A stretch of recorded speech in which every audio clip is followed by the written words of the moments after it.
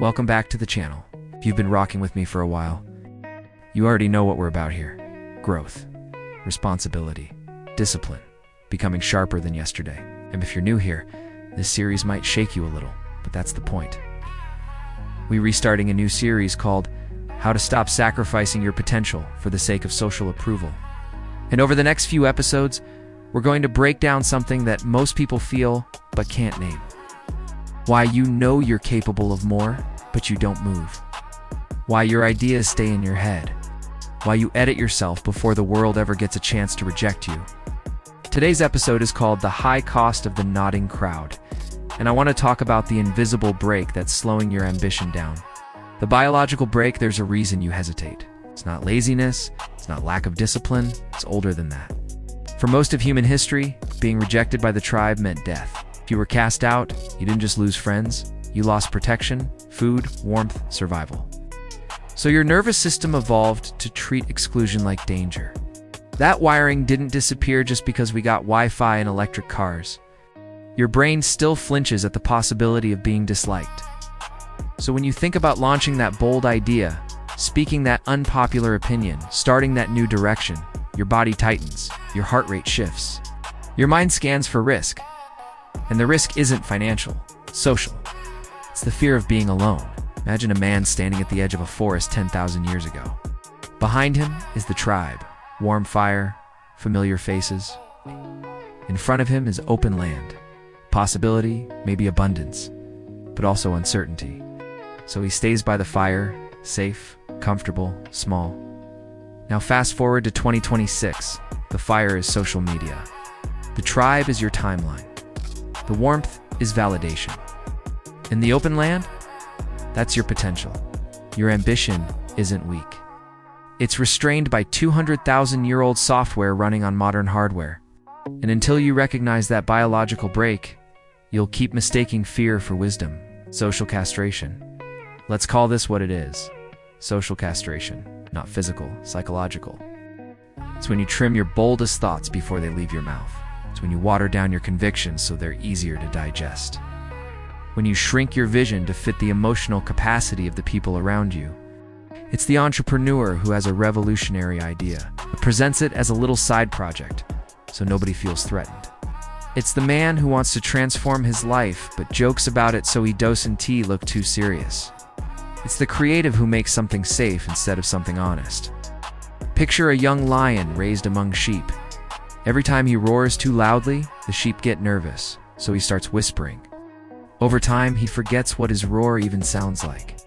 No one attacks him. No one chains him. He just self-adjusts until he no longer disturbs the pasture. That's what many of us have done. We prune our own branches before anyone else can criticize the shape of the tree. We sand down the sharp edges of our thinking so we can remain digestible, stay relatable instead of becoming exceptional. And here's the cost.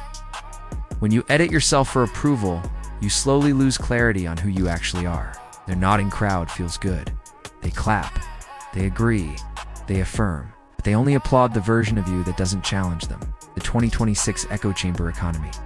Now let's zoom out. We live in a digital ecosystem that rewards imitation. Algorithms favor familiarity. If something works, it gets copied. If it gets copied enough, it becomes a trend. If you deviate too far from the trend, you risk lower engagement. Engagement has become a currency. So what do people do? They adapt to the system. They post what performs, they say what's safe, avoid friction. But originality creates friction. Friction reduces immediate validation. And when your nervous system equates lack of validation with danger, you start unconsciously optimizing for safety over impact. Imagine a classroom where every student must paint the same landscape, same tree, same sun, same river. The teacher rewards consistency. One student paints a storm instead of a sunset. Technically brilliant, emotionally powerful, but different. The class grows quiet. The teacher hesitates. And that hesitation is enough.